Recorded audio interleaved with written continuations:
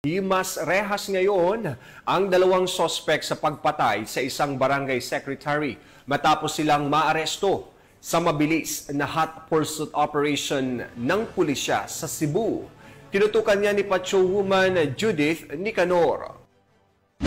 Hawak na ng kapulisan ng Dumanhog ang dalawang sospek sa pamamaril at pagpatay sa isang barangay secretary sa mismong tahanan nito sa Purok 5 Barangay Tubod, Duguan, Dumanhog, Cebu nito lamang nakaraan. Kinilala ni Police Captain Eden Rex L. Baguio, Officer in Charge ng Dumanhog Police Station, Cebu Police Provincial Office, ang barangay secretary na biktima na si Celsa, 62 anyos na residente na nabanggit na lugar, habang ang dalawang suspect na sina Esteban, 51 anyos at Conrad, 35 anyos na residente rin ng naturang lugar.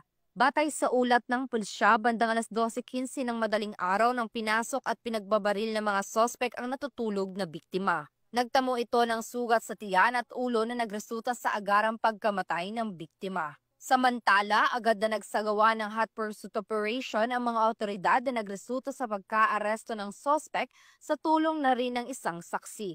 Kasalukuyang nasa kustodiya ng Dumanhog MPS sa mga sospek at maharap sa kasong murder. Magandang araw sa ating lahat.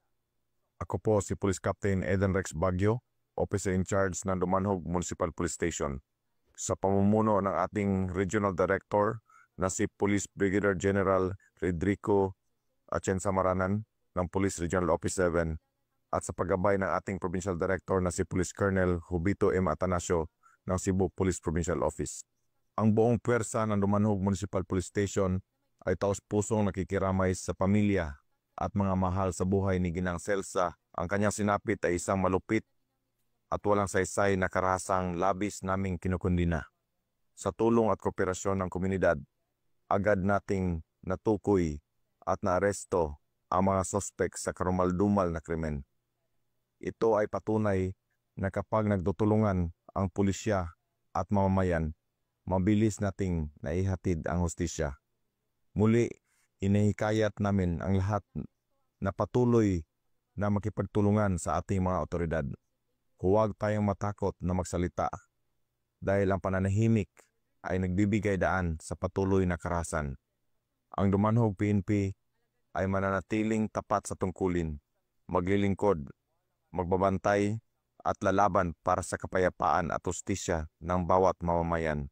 Sa alaala ni Gina Redondo at sa lahat ng biktima ng karahasan, hindi kami titigil hanggang makamit ang katotohanan at katarungan. Mula dito sa Central Visayas, ako ang inyong Police News Network Correspondent, Patrolwoman Judith Nicanor, alagad ng batas, tagataguyod ng Balitang Pulis.